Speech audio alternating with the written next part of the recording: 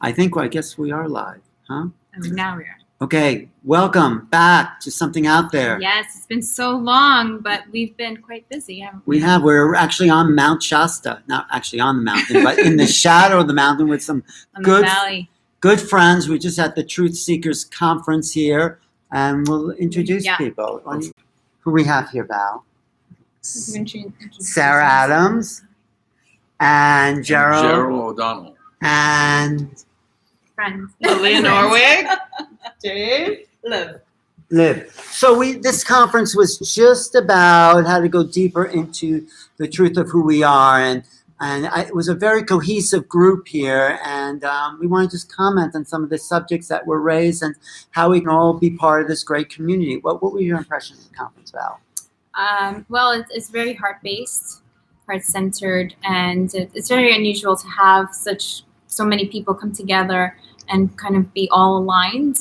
I was saying in the conference that we all had different presentations, but it was all speaking of the same thing. And what was that one thing? I believe it's to be aligned to your higher self, your true self, and to bring in the higher vibration back down to earth. That's what I believe it was about. And I think Sarah and Gerald had some interesting contributions. Sarah's been on the scene.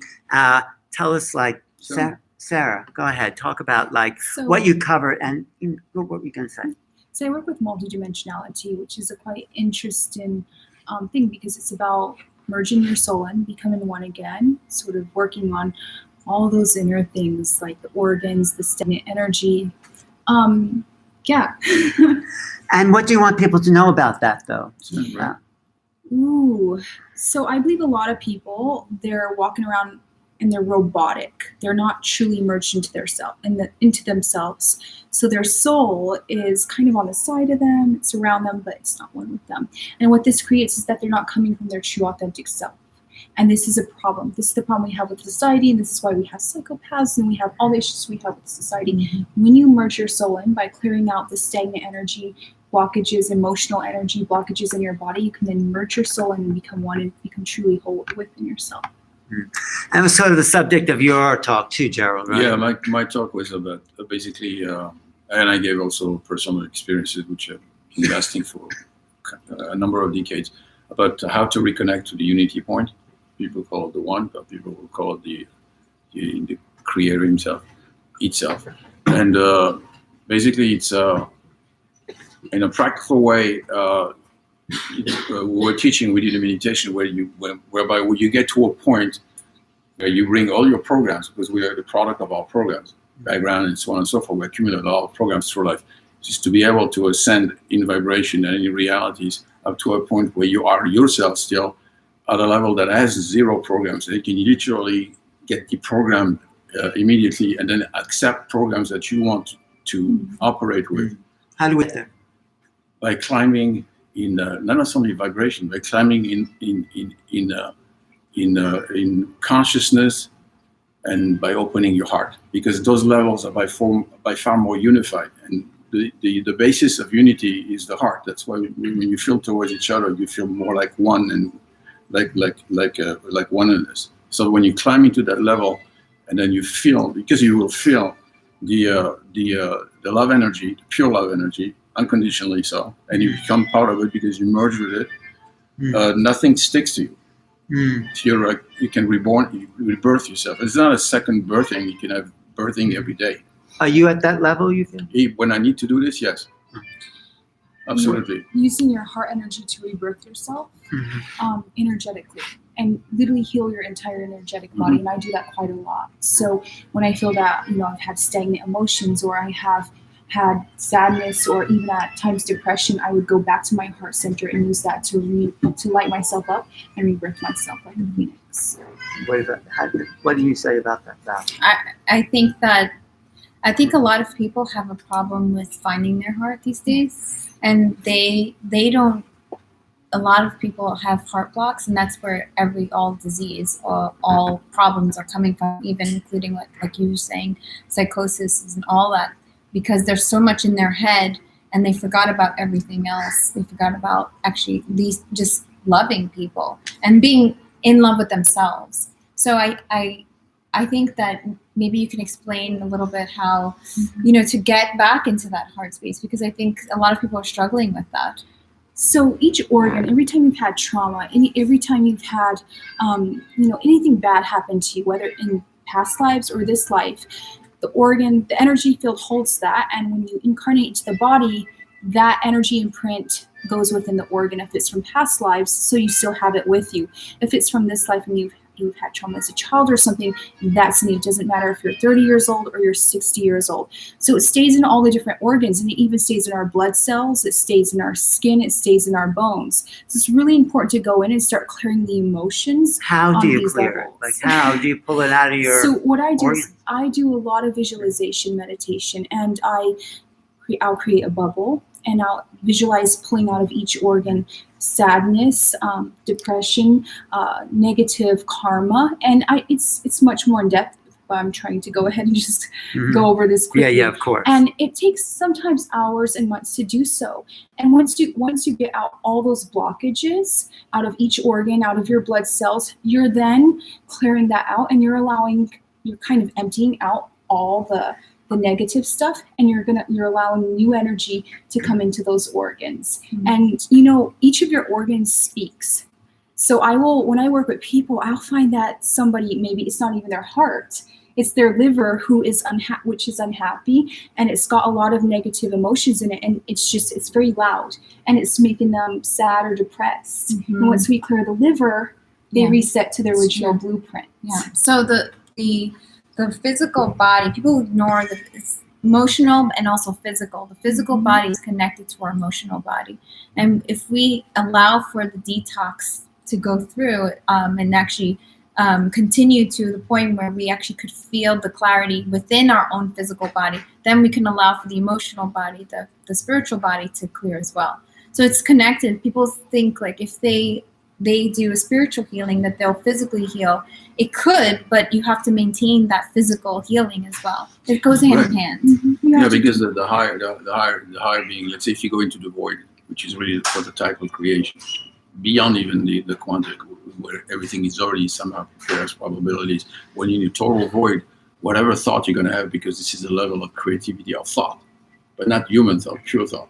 So when you create something, it will then come down and manifest in this reality. Nevertheless, this is a world of action. So if you are there and you see yourself healed, and healings can be incredible. I mean, things nothing to do with logic, because there is no logic, there is no time, there is no future or past. It is, and that's it, and it's done.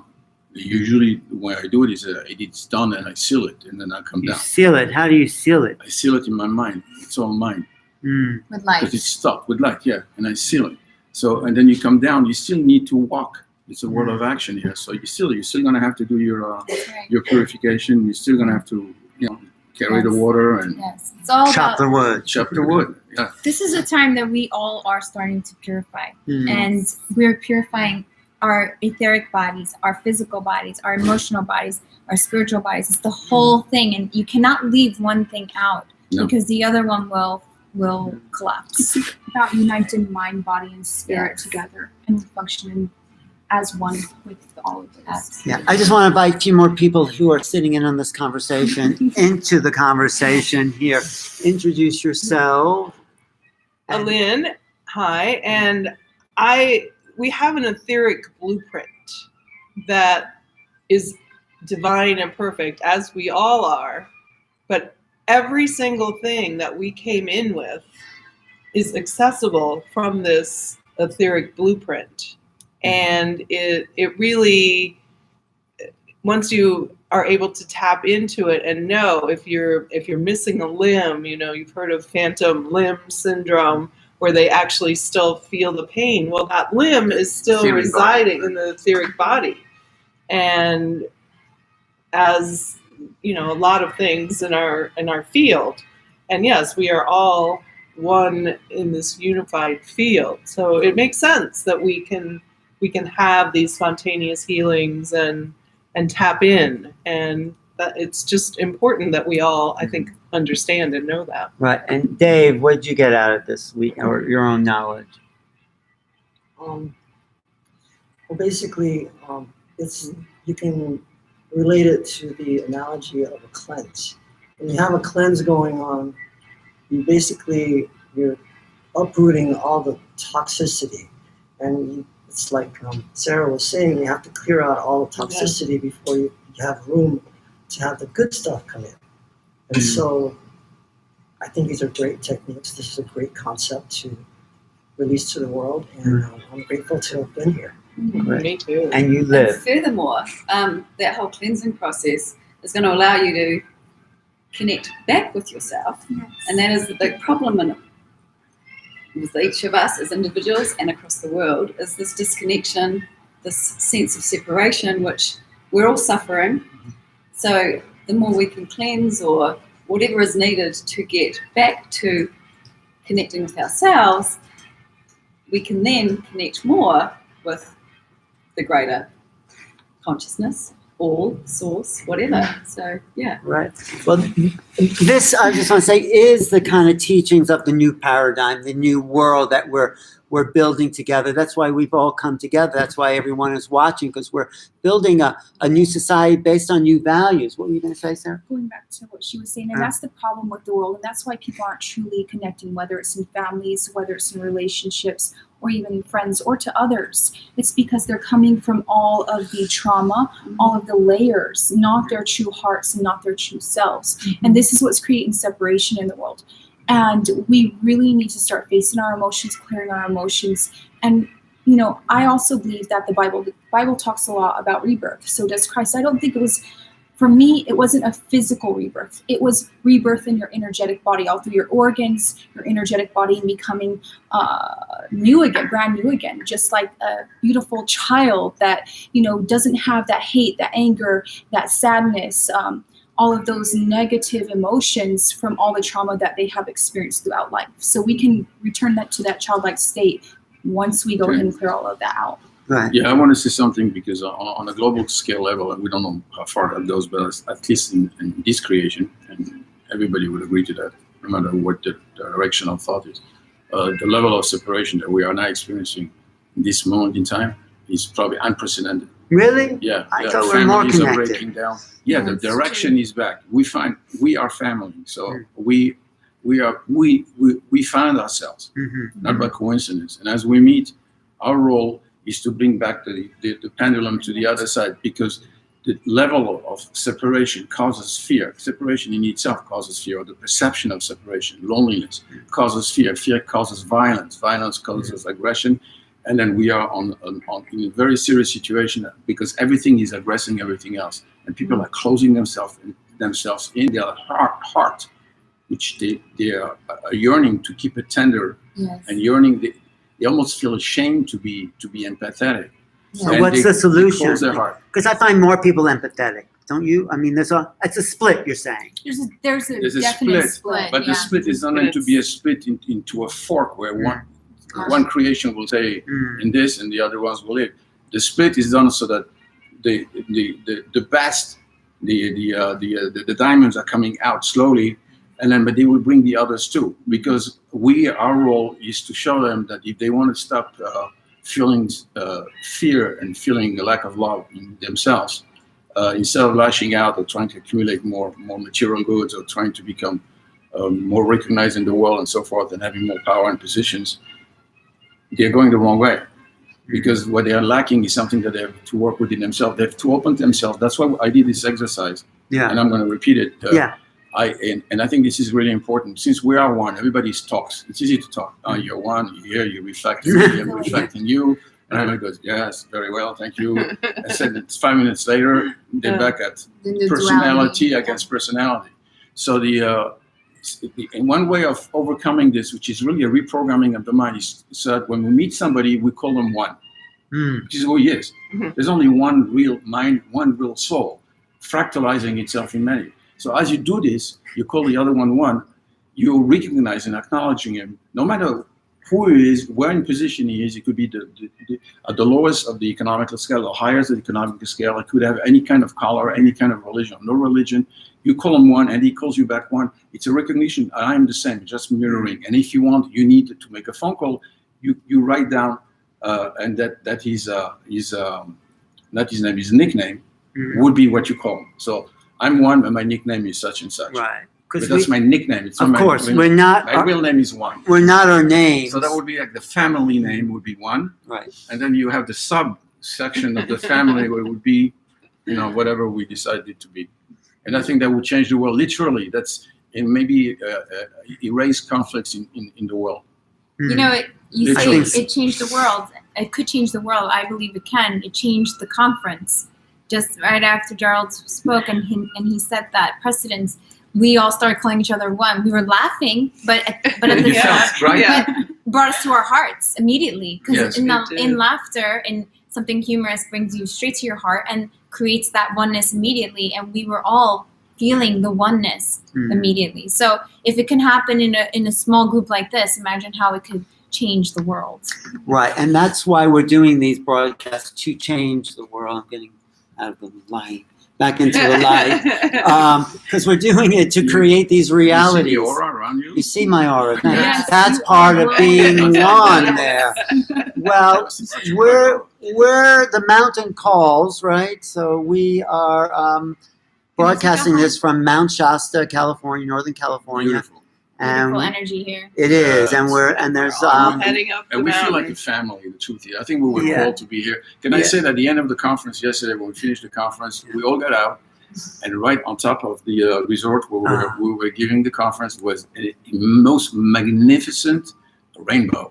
it's true. Double rainbow. Double rainbow. Yeah, And it was- one part was going inside the mountain, and the other part was going to where the pot of gold is. And you can listen to the live The little stream. leprechaun at the end.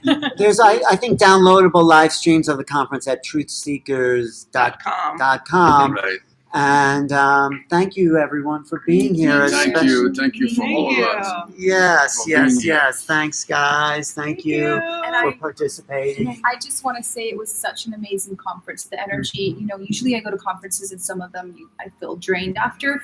This conference just there was so much That's amazing true. energy. Yes. Yeah. Everybody True. went out charged and feeling Yes. amazing. Yes. Well, and hugging each other. We're going to do more. I'll be at Portal to Ascension on October 4th, 5th, and 6th. Where are you going to be, Val? I have Soul Rising Retreat coming up where we're going to connect to extraterrestrials and connect, most importantly, to ourselves. And how can people find that? Secrets.com. And that you, Sarah, where will you be? I am traveling and I'm also doing my multidimensional courses. That keeps me very busy. And you, And Gerald. I'm going to go back to Florida, where I'm based, whatever that means. And I will probably this month I'll be working on a new course, bringing out Yes. Yeah. Yes. Right. We have some work.